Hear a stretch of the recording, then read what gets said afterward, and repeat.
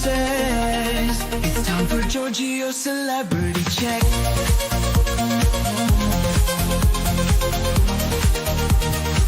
Tune in now, folks, we need to talk about this.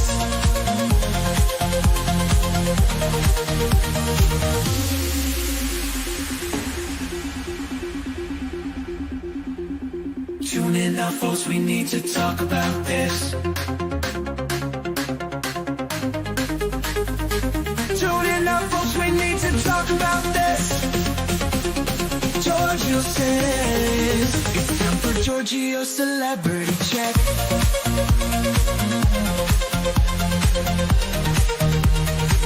Tune in now, folks, we need to talk about this. Georgio says it's time for Georgio's celebrity check.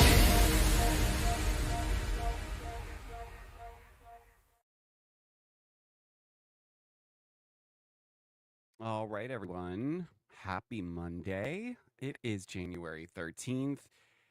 I was struggling, I'm going to be honest, what I was going to discuss on today's episode. Now, obviously, the title is we're talking about the Potomac episode that aired last night, Red, White, and Smooch. I know it says recap, but quite honestly, it's not really going to be an in-depth recap of the episode. And if you watched, you understand why.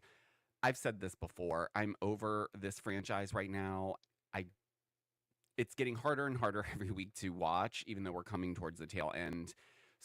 And we don't have Karen at the reunion. So this whole season to me just feels like a wash. But we will discuss that. I want to talk about what's been going on outside of Bravo just a little bit and fill you guys in on what I've been seeing, what I've been hearing. And I'm also going to be a little real with you guys a little bit further in the episode about a couple of things. Over the weekend, I had some time to process and think through some of the things that have been going on and also just a bunch of general things that I feel like I can't hold my tongue on anymore. But we do have a good show today. We need to discuss also what's going on with, I saw some news about Mauricio he's getting backlash of some sort. And then I went and looked at the post. I was super confused. We're going to talk about Heidi and Spencer because they are trending. And if you know, you know. If you're a millennial out there, you know Heidi and Spencer. And bonus points if you've been listening to Heidi Montag's music since she dropped her first single. Okay, that's me. Hello. Fan favorite of Spidey. Always loved them. Always loved how real they were. Even on TikTok, Spencer came on and he's just, you can't not like them. So we're going to discuss why they're trending. And yeah, let's just go ahead and get right into the show because, let's not waste any time.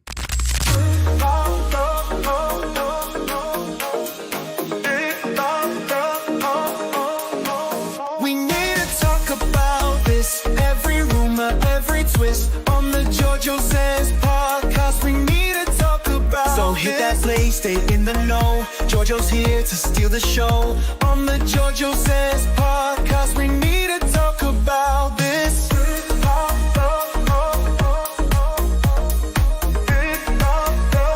We need to talk about this.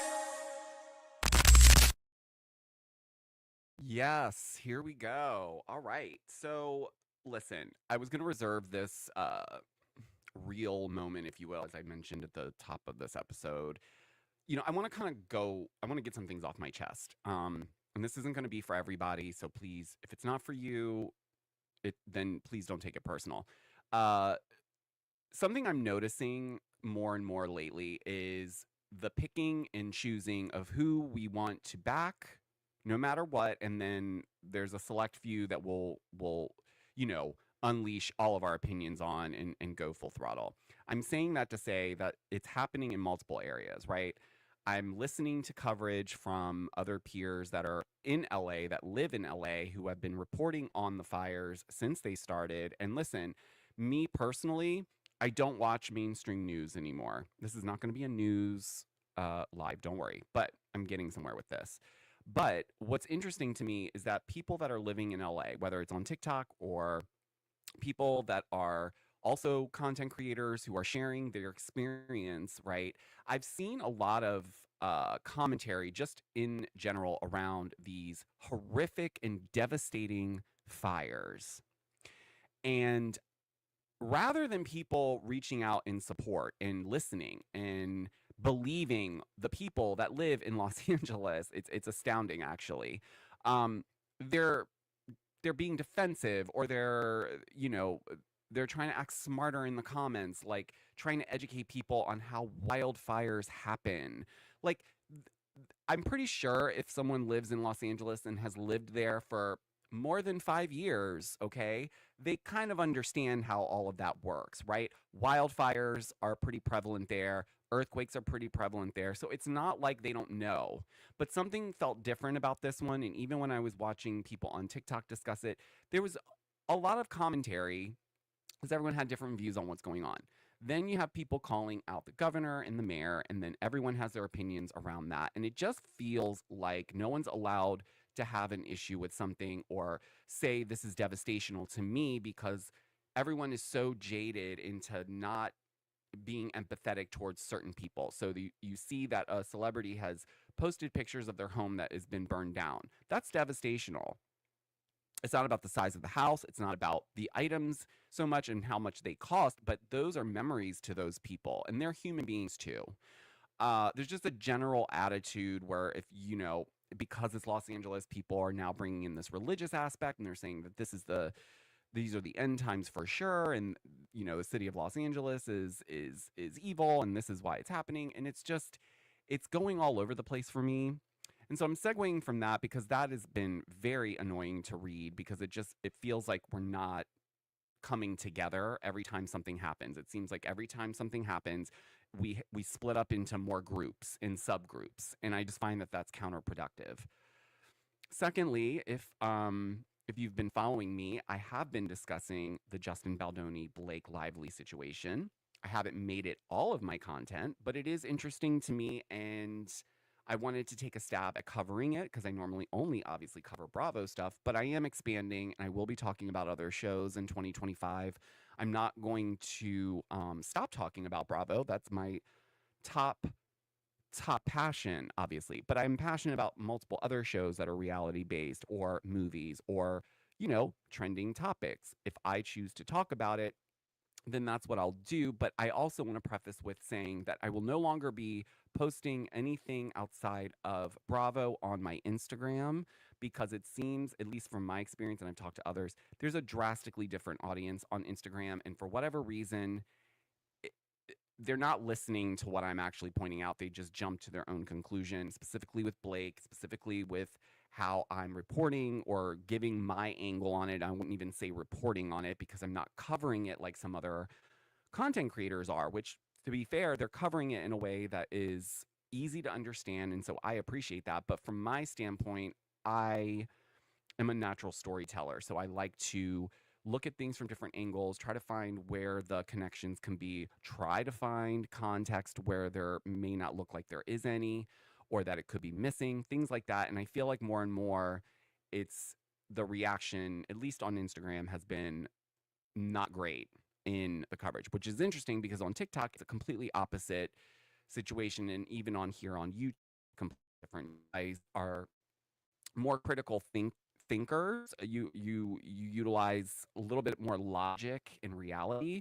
So it's a little bit, obviously everyone's going to have a difference of opinions. I'm not saying everyone needs to agree with my angle, but it seems not a disagreement of my angle. It's more, you're not allowed to talk about Blake, period. Period. I don't care if she did something horrific. She's innocent. And that energy, that is very challenging, because it's a blocked door. It means you're not allowed to look any further. So I don't really vibe with that. So I'm gonna do me. But I will say that I've decided that I will leave that coverage off of my Instagram, because I understand different spaces for different faces and different things for whatever. So that's kind of what I wanted to get off my chest. I just want to be true to the things that I love to discuss. And yes, Bravo is the thing that I'm known for in terms of commentating on things or giving you guys the Bravo dish. All of that aside, there's more. And I believe that there's room to expand and grow even for me. And, if that's not your jam, then tune in for Bravo related topics, obviously. But if the other stuff's not of interest to you, that's fine too. But let's go ahead, and I don't want to talk your ears off about that type of stuff because honestly, I'm excited for 2025. I really am. It's been an overwhelming start to the year, I'm not going to lie, but I'm excited nonetheless. Um I don't feel like I thought I would feel at the beginning of the year, if I'm honest. So I don't know about how you guys are feeling out there. It does feel like there's just everything, like a bunch of tennis balls are being thrown at us, and we're doing our best to try to stay calm. And so here's to all of you out there. We're all in this together. We're going to make it through. We're going to make it through. We're going to make it through. That's what we got to keep telling ourselves. Okay, let's jump into some quick tea because I need to cover off on a couple things before we jump into this disastrous Potomac episode, season, whatever you want to call it, okay? Georgio says, quick tea, quick tea, quick tea.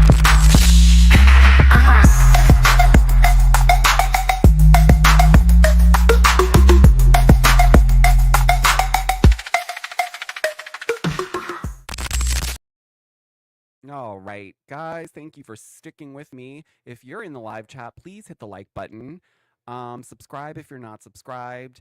I suck at promoting myself on this stuff, so I'm doing my best to try to get it out in the beginning of the episode because I always say I'll do it at the end, and then I always say bye, and then I'm like, yes, please, if you are on TikTok and you are worried about the ban, don't worry. Obviously, you can find me here every day, Monday through Friday at 4 p.m. Eastern Standard Time.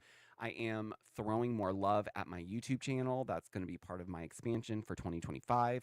So subscribe here. You can also follow me on Instagram. I'm not going to stop doing recaps, even if TikTok goes away. I hope it doesn't. Someone come save the day, please. I feel like we're in the last hour.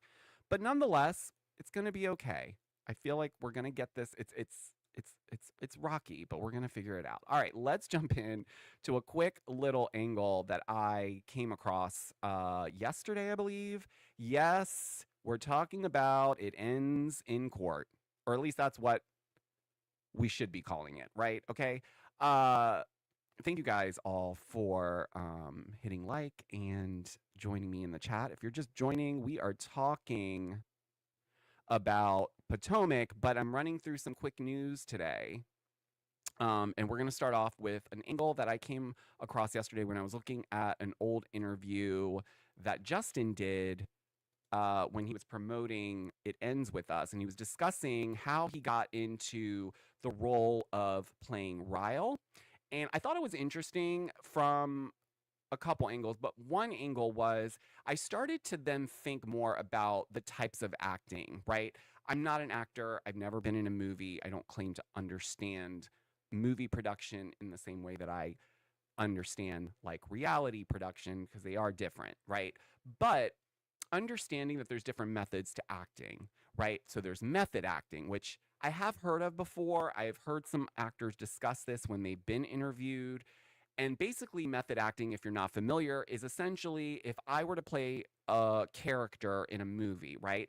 Typically, actors will learn their lines. They know the character they're going to play. They kind of get their headspace in a position where they can then execute this character while filming the scenes. Now, there's other actors who choose and would prefer, maybe to them, they feel like it's more authentic to them, really kind of getting in there, so to speak, in terms of developing the character in real time.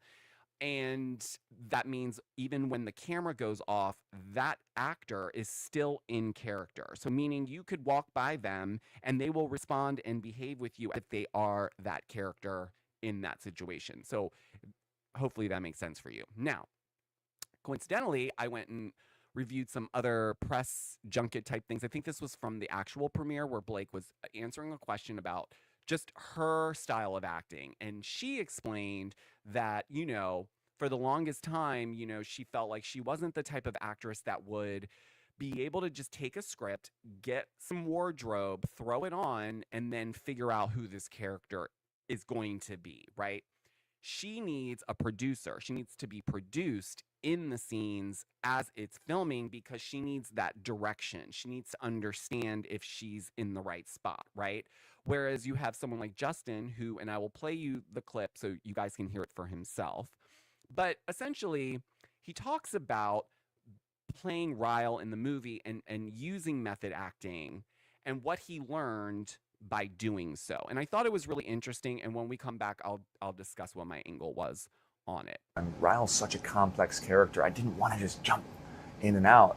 And so there were times when I was trying something because I didn't know exactly how far I wanted to take an emotion or a feeling with Ryle. And as I would try something in a scene, I would watch as Ryle, Blake playing Lily, react in a way that I didn't see before. And then I was able to go, oh, I went too far. And then I could pull it back because she's such a wonderful listener. So having her as a scene partner just, made me better. All right. So as you heard, there was one main point that stood out to me where he said there was moments when I guess they would be in scene and he would he says he would realize by looking at Blake in the scene, oh crap, I took that way too far, meaning he took on Ryle a little too much. It was probably too real. So then it got my mind jogging, right? Because I know a lot of you guys that think I'm just hating on Blake and I hate her. I actually don't. I've seen the movie. I enjoyed it thoroughly. Now I would be interested to see Justin's cut of the movie, but this version I thought was good. And I've never once spoken poorly about Blake's acting abilities. I've actually seen a lot of her films. The Age of Adeline I thought was great as well. I think she's great in those types of roles. She is. I'm sorry. You guys can come at me about the acting chops all you want. I'm not saying she's Meryl Streep, but I think she knows she's not Meryl Streep. So to be fair to her, I don't think that bashing her acting in this situation is productive either. So what I'm saying is that if you've watched the movie, obviously DV is a very prevalent theme in the movie, right? But there's moments in the movie for sure. If we now look at it from what I've just explained, where okay, you've got Blake she's more of a producer actress, right? She needs to kind of get the direction and the guidance to get her going in the scene. Whereas Justin, he's going to do all the prep. He's going to research every angle of it. He's going to probably, I'm not saying he did, but if research was important to him, which it seemed like it was, he probably met with men that engaged in behavior like that to maybe understand why they tick the way they do.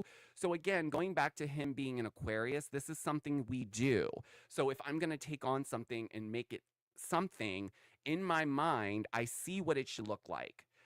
Now I figure out how to get there, but it's a very militant approach, and it's not always the healthiest. I'll say that. I have bitten myself, or what's the saying? I've kicked myself in my own ass at times for doing just that, trying to be too much in the process and trying to get the process to be super specific. I am not saying that to say that he is innocent or that she's innocent. All I'm saying is that there can be a situation where two things are true at the same time. It could be that in certain scenes where, Blake is saying that things were improv that were not discussed prior, were not approved prior, okay, but then we see the context clue of, well, we did hire intimacy coordinator. She chose not to meet with them, so I was left to relay that information. However, I do feel like this still goes back to Justin a little bit. I'm not saying we can backtrack. What's done is done. All I'm saying is that in movies such as this one, like It Ends With Us, there's some scenes that depict something that's not just sensual, romantic, light intimacy scenes. Some of this is actually, like, there was one scene I was like, wow, I almost started to tear up for her. And if you've watched, you probably know which one I'm talking about. There was a lot of moments that triggered me, not because, fortunately I'm not or have not been in a situation like that, thankfully, but I've had friends in situations like that. And it is a very nuanced situation, is what I'll say. But the movie depicts him playing this role, and I believed it. I believed that Justin's character that he was playing, I believed he was really Ryle, because even in the movie, I caught myself being like, oh, wow, like that was like intense, you know? And so I'm just speculating here, but if I were Blake and again, I don't know if she's ever worked with method actors. She may have, but maybe not in this type of context or this type of storytelling. So again, very different. But this is more serious, right? I could see her being in a scene like one of the scenes that has a very sensitive visual to it, I'll say, where if I was her and I was in scene, right? I knew what I was supposed to be doing. I knew what was going on. So that's not the thing that's throwing me off. But it's maybe the moment where they call cut and maybe Justin's not cutting or something isn't feeling like, I don't know. Also, to give her some additional grace, and you guys may come for me for this one too, but oh well. She just gave birth 6 months prior. And I'm sure that that played into a lot of the emotional, things that were going on with her too on set. So we weren't there. We're still going to be watching to find out what comes of all of this. But I thought about that. I was like, wow, I wonder if the method acting really threw her for a loop. Now, I'm not saying that's the only thing here. I'm just trying to find where it went wrong.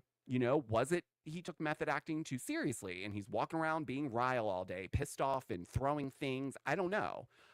So it's just interesting. And I know a lot of people are covering different angles of this. This has left a lot for the public to have commentary on.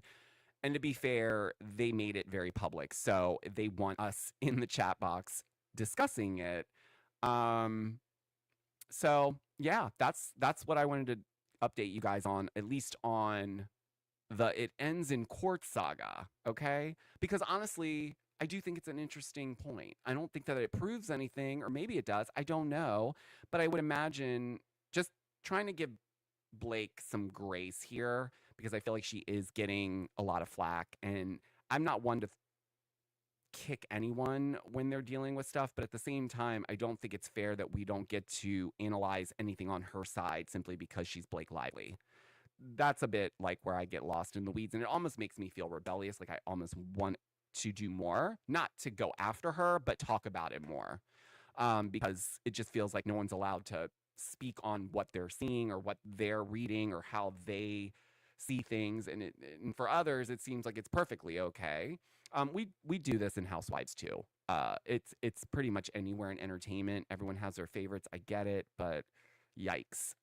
So like I said, we will obviously keep watching. I will continue to cover this in any way that I see that it fits within my programming. But I'm also not going to repeat what everyone else on the internet is saying, meaning there are tons of people. There are lawyers. There are, like I've said, Emily D. Baker, Zach Peter.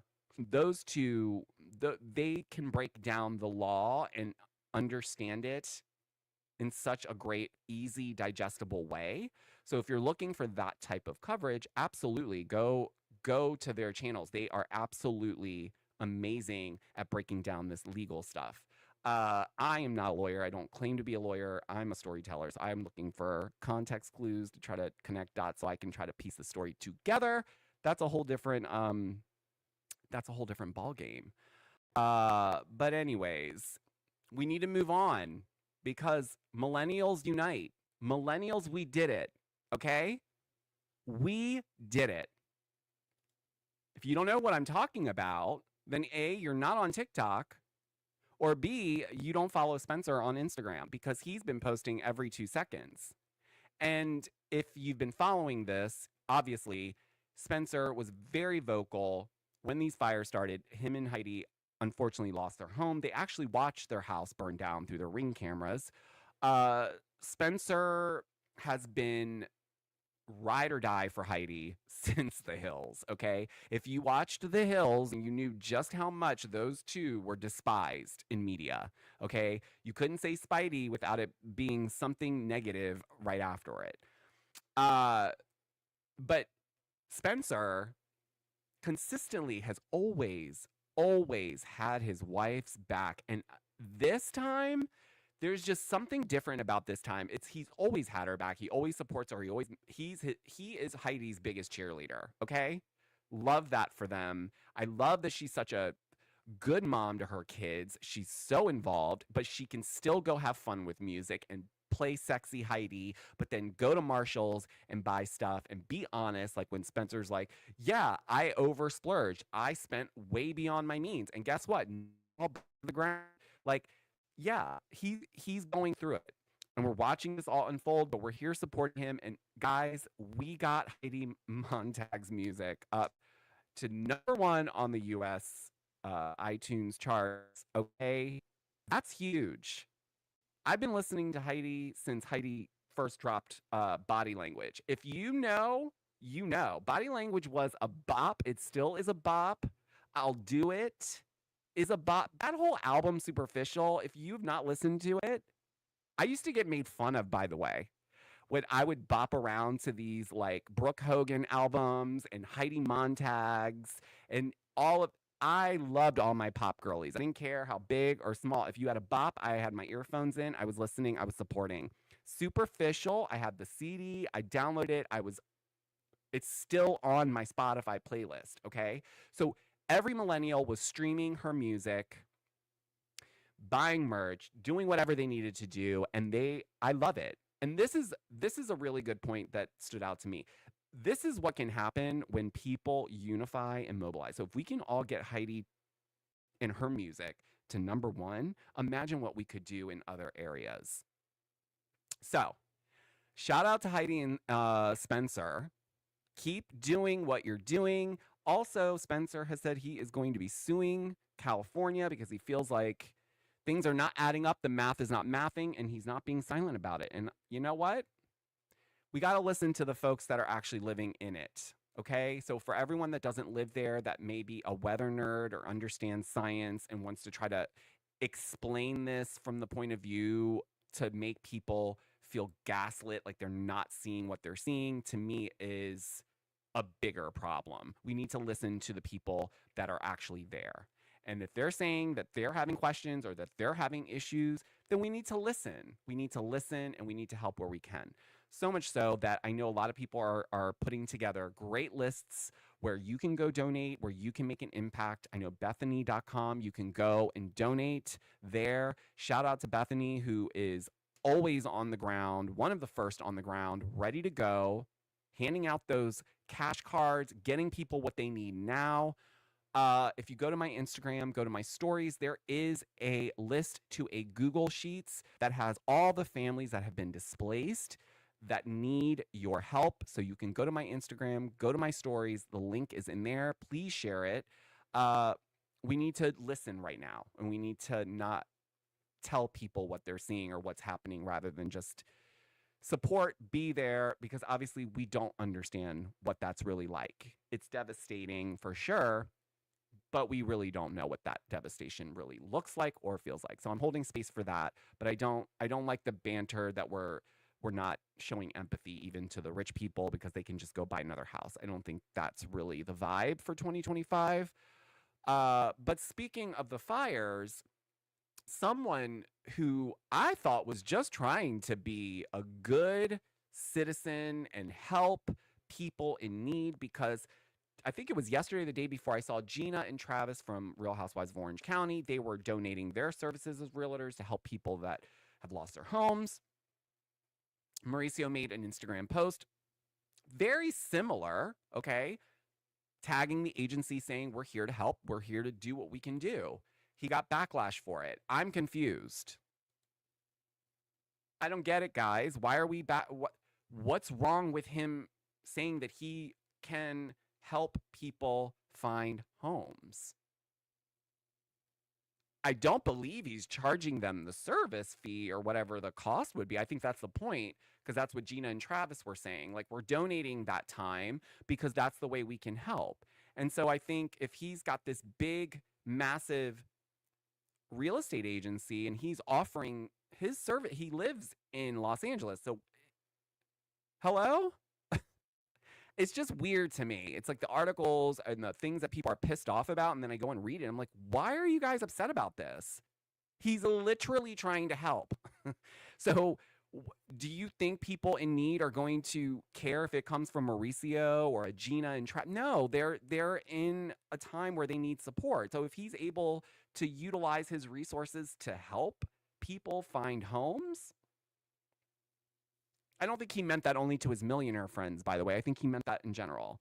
Unless you guys find something different, please send it my way. But I didn't see anything in the post or in the article that backs up the claim of why people are giving all this backlash to Mauricio. Now, I know he's getting called out for the lawsuit regarding that PPP loan. That's a whole different story. I don't know what's going on there, but I don't think he's the only one that did that. So there's that. What else? What else is going on? What else is going on? Oh, if you guys are following this whole Dior bag situation still, little update for those of you who care. Apparently, Dr. Greer, who is, you'll need to look him up. I don't have enough time on the live to explain everything he does, but he is someone that has been discussing and consulting with our government on UAPs and all that fun stuff for a couple decades. He came out recently and said, don't take my word for it, that we should be finding out what is going on with the Prada Dior bag situation, I guess, before inauguration or on. That's what his, and he's very reputable for the most part. He's very clear. So if he's saying that, fine. I'm not holding my breath. As someone who's been waiting for this moment, if you will, I'm not holding my breath. I'm actually bored at this point. So here's my message. Aliens, UAP, other dimensional beings, please just come on in. We've got a lot going on right now, if you haven't noticed. So no one's probably going to blink an eye at whatever the disclosure is going to be. So, just show up. Come to my door. I know you guys don't eat or drink. You don't need anything. You don't sleep. But if you need a place to harness your energy, come here, okay? Let's stop wasting time. There's a lot going on. So if you're going to come out and start helping and clean up this mess that we're living in. That's what I'd say.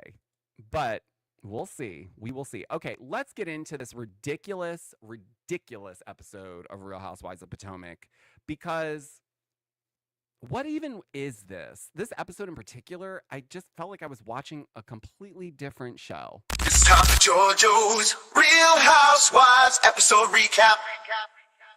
We need to talk about this. Let's get into this episode recap.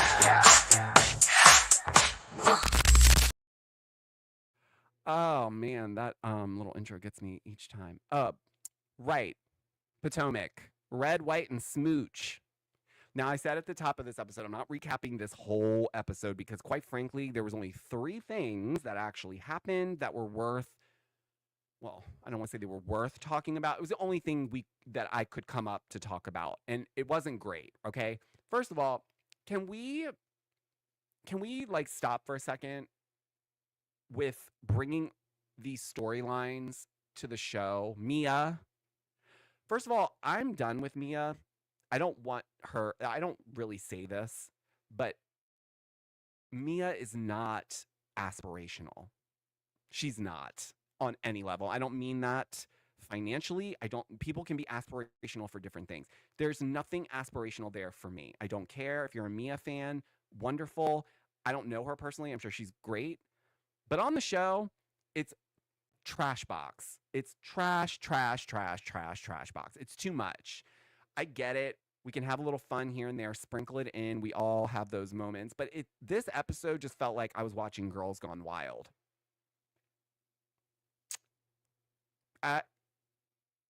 What's going on? This is what we're doing, I guess? I don't know. We have nothing going on to begin with. Let's be clear. Karen can't talk about the DUI. Because she can't. So that's a bust. Stacey she's pretending she's just on QVC with her bestie, and they're just happy to be on TV. Ashley, Wendy's the only one really that's giving aspirational lifestyle in whatever capacity, honestly. She really is the only one. And y'all can say what you want about Wendy, but listen, she's got all her shit together. Like she does. So, and she's, to me, for not having much of a storyline, she's in the mix quite a bit. So she's definitely someone that made do with what was, put in front of her, but the rest of it is crap. This episode, we're still in Panama. It's 3 days, 3 episodes of them in Panama, which, okay. But this episode, nothing even happened. It was just, and I get it, we need episodes where it's not always fighting, but it wasn't that there was no fighting. It was just there was no real, there was no content. It was just it felt like a very sexual charged episode. Okay. We have Jacqueline and Mia again on this boat. They go on this boat, and again, they have to bring up the fact that when they were 19 years old, we used to just watch each other get nasty, but we were so young, so we don't even remember who the guy was. And oh wait, Mia, wasn't it Mink or not Mink? Wasn't it Ink that I watched you have intercourse with? Was it him? I don't remember. Like what? I don't want to know. Like honestly, like it's almost like leave something to the amount. Like don't tell us every detail, But I feel like as soon as Jacqueline and Mia came on, it's just like everything. This whatever they like, even stuff that you don't need to say out loud. You really don't. You don't have to tell us that. You don't have to tell us that you guys used to all just swap around and do all those things. We don't need to know that. But here we are. This is taking front and center of the episode for a third of the way in. Then we get off the boat. Then it's time for dinner. And I guess Ashley is just like, because she's dating this guy on the show now, Josh, who I guess got her all horned up and there's no Josh in sight. So, we know Ashley is bi and we love that for her. But now she's in Jacqueline's bathroom being all weird, like kind of coming off like a little. Where's the photo? I don't know. Anyways, this happened, right? This happened. And it's just like, why? What was the reason? What was the reason? This was my face the entire episode, by the way. Really? Really? Look at Giselle's face. She is so tired. She's like, when does the season wrap again? This is not it. But no, honestly, like this was not a good episode. I don't know why. Just cut it short. Get us to the reunion. Can we move on? Because even the reunion is going to be, I do feel it's going to be 3 parts. And I think the third part will just be Karen because they're not going to just let her not have any closure from the season or this whole DUI situation before they think about going into season 10. Now, if we're going to do season 10, we need to really look at this cast because it's not vibing. It's not connecting. And I do think we need to revisit bringing someone back. Dare I say we need to bring Candace and Robin back, guys? Is that what it's looking like? Karen wasn't at the reunion. Exactly, Adam. Adam in the live chat said Karen wasn't at the reunion. No, because she's in rehab where she should be, taking care of herself. But my point is, are we just going to talk about Mia for 2 parts? Are you going to stretch out all the stupid other small storylines that didn't matter? Like, to me, it's like there's not enough meat on the bones to have this many episodes airing, in my opinion.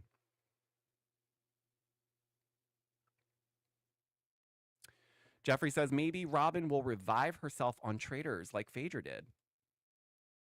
That can happen. Listen. Sometimes you don't know what you got till it's gone. We learned that a little bit with Phaedra, So maybe Robin will revive herself and show up to season 10. I'm sure Karen would love that. Could you imagine bringing Robin back into the season where now Karen does have to talk about what's going on or what happened and have to deal with that? That would be good. Not for Karen, but it would be good television. Now, I don't know if Candace wants to come back or not. I know she just had her baby, but please, please, someone help Potomac out. Oh, it's terrible. Listen, like I said, the episode was not worth recapping. Okay, it is what it is. It was girls gone wild with grown women, essentially. But it feels like even when we get towards the end, like for next week's preview, and I already know, or I think I know based on what I've been told, that apparently the whole DNA or paternity test thing gets brought up, and Mia is exposed for essentially lying. Excuse me. Essentially lying that she didn't know who the paternity of her son, like, and I said that from the, I think we all have a brain, and, you know, that to me was BS from the minute she even tried to throw that out there, that that was even a question. Because to me, it's like, you didn't have you didn't have a natural pregnancy. You went to uh, a practice and got is it IVF, whatever. Uh, and in that situation, whether they're supplying the sperm or you bring your own sperm, they still write down where you got the sperm from. So in my mind, this should never have been a question. Why did you put your children through this unnecessarily when you knew the whole time? That's just foul.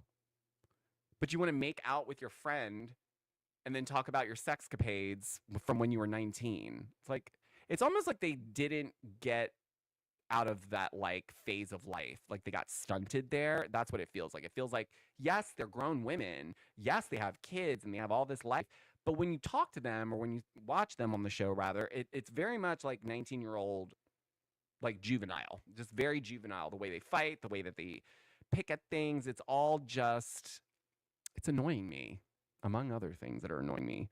But yeah, I'm not a fan, and I feel like really it could just be a two-part reunion, even if the second part is just Karen. Let's say if they decide that that's what they're going to do, we just need two parts. Don't make a third. Don't stretch it out. Don't stretch it out. Also, where is the Atlanta trailer? Where is it? I'm hoping it comes out this Wednesday, because they usually drop a trailer on a Wednesday or a Thursday. But I could really use something fresh. And Atlanta sounds like it could be good, because because I live in this area and I loved Potomac when it came out. I loved this franchise. Now I'm starting to feel like it's just withering away and it's falling apart at the seams, and I don't think about it. I really don't. But I am going to go through these comments though, because I really appreciate all the people in the live chat. Hello, not paid by anyone. You are a gem. You are always in here, and I love you for it. Hello, Leo. She says, I have never had a TikTok, but can't people just use TikTok with a VPN? Yes and no, Leo.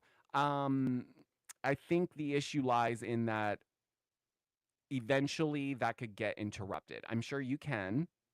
But if a majority of the people in America are off the app and are not on a VPN, then I think you're not getting the full extent. So I think that is where the hiccup is there. Hello, Jeff. Jeff says, so much easier just to hit like once you log in. I agree. Just hit like when you come on in. We already said hi to Adam. We'll say hi again. Let's see. Leo says, Justin Baldoni is the guy at work that Blake tells Ryan not to worry about. Interesting. Now, a lot of you guys out, and I'm not saying I don't believe this theory, but a lot of theories are based around the fact that perhaps Blake kind of, fell for Justin while doing the movie, and because maybe, I don't know, there's a lot of speculation around that, and maybe perhaps that's why she's got to show face now and pretend like, no, I don't like you, you nasty pig. Call me. No. Hi, Just Kelly. Yeah, it's crazy. There's a lot of theories that I've seen, but that one's one that seems to be sticking. People are really looking to find any little Scooby Doo clue that oh, she fell for him. Um, Adam asks, "Do you think the timing of the rehab is suspicious in regards to Karen?" Okay, so actually, I'm glad you asked this, Adam. There's a lot of people that I'm seeing that have said, "Oh, she conveniently goes into rehab the day before or right before she's supposed to film the reunion." Okay, sure. Well, here's the thing, okay? And I'm going to say allegedly, but birdies on the street told me that she had already been in the facility, okay? So it wasn't like an impromptu strategy of like she didn't 2 days before the reunion be like, I actually don't want to do this. So how can we get out of it? And they were like, oh, let's just say you're going into rehab. So there's no way to argue, the situation. That's not what it was. I understand that there's a lot that Karen's going to have to answer to, specifically after this verdict and that body cam footage, because let's be honest, this whole season, she's made us feel like there's a smoking gun or a misunderstanding and she just can't talk about it yet. But if I'm being honest, she's going to have to talk about it at some point and she's going to have to really kind of own it in a real way if she wants the audience to not, spit on her essentially, because they're not going to listen to her until they hear those magic words, right? Um so I don't believe that it was set up in that way. Now I could be wrong, Adam, and God forbid. But no, I do honestly, I think this was something that was happening whether the reunion happened or not. And here's the other point. We don't know what type of facility she's in because there's a lot of facilities. I've said this on I might have said this on last week's show, but I do think there are some facilities where you can check in and out, like meaning, some rehabs you have to commit to the full timeline, meaning you can't leave. You're on the property until you finish. And but then there are others where it's a little bit more flexible, right? Let's say you are a super busy person, but you do need the help. You're committed to getting it, but you do need to leave, you know, here and there for certain obligations. So there's those two. So it could be that initially when she went into said rehab, that maybe in her mind, she entered a rehab that gave her flexibility, knowing that she would have to go film the reunion, and that maybe she would be like, okay, I'll just leave that day, go film, and then I'll go right back. But, in my mind, I could totally see her legal team being like, I don't know if that's a good idea, leaving to go film a reunion with this DUI sentencing coming up. Maybe not. Maybe not. And you know what? To be fair, even if she was at the reunion, there still wouldn't have been all too much to talk about outside of what happened after the filming, meaning body cam footage and the verdict, and then talking about sentencing and stuff like that. And even with that, she's not going to give out a lot of information, okay? So there's just a lot going on with that. And, but thank you, Adam, for asking that question, because I've been thinking to make that point, but now I don't have to because you asked the question. Okay. Hello, Anderson Cooper. Anderson says, they made a mistake in letting both Candace and Robin go. They had the most drama.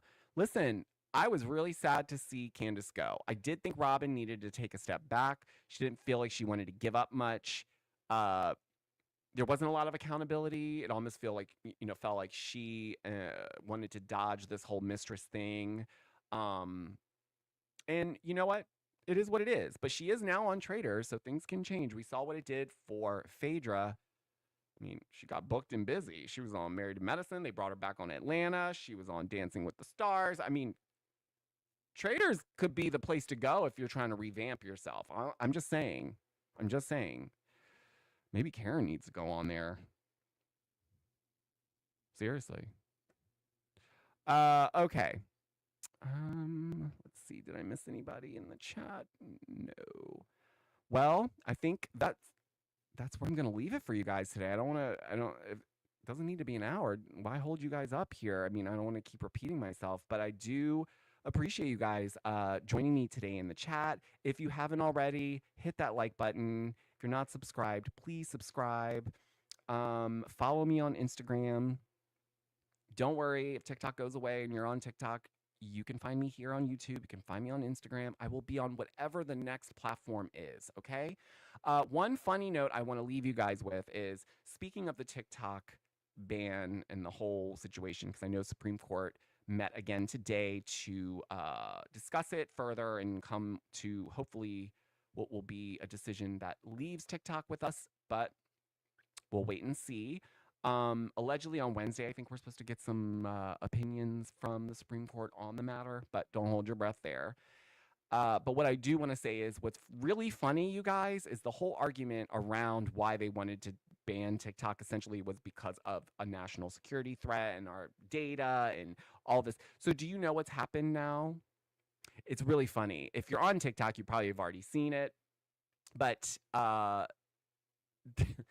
everyone has quite literally jumped on and downloaded the Chinese version of TikTok. Yes, and they are ready for us, my friends. If you know, you know. It's called, what's it called? The Red Notebook?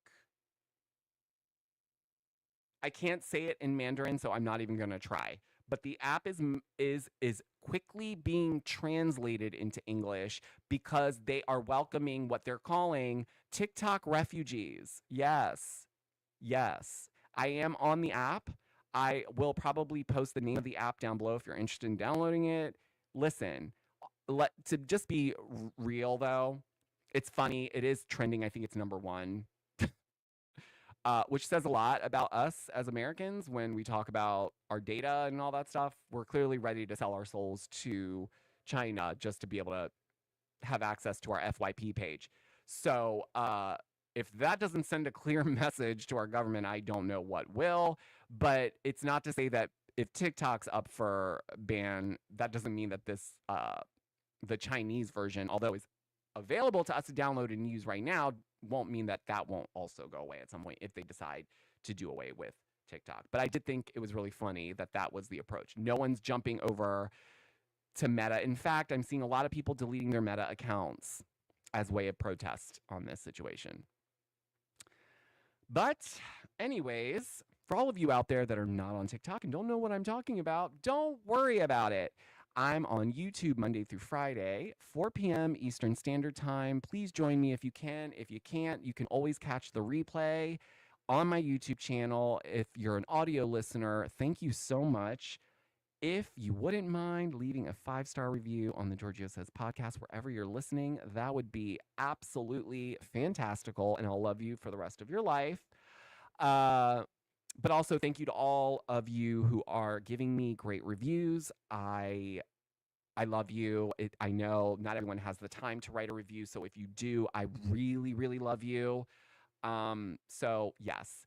But with all that being said, I will leave it here for you guys on this Monday because it's a lot going on. But I want to say that thank you all for helping in Los Angeles, sending me, great places to send people to donate or to help or to volunteer. Again, you can go to my Instagram stories. I have a link. It's a Google Doc of all the families that have been displaced from the fires. And you can go there and you can donate. And you can also go to Bethany.com. You can donate to Be Strong. She is literally giving cash in hand. And there's no fluff. So I really, really appreciate transparency in those situations. So what else? That's it. I'm gonna really end it now. I promise. Okay. Stay safe out there. And until the next episode, guys, I'll talk to you on the next one. Bye.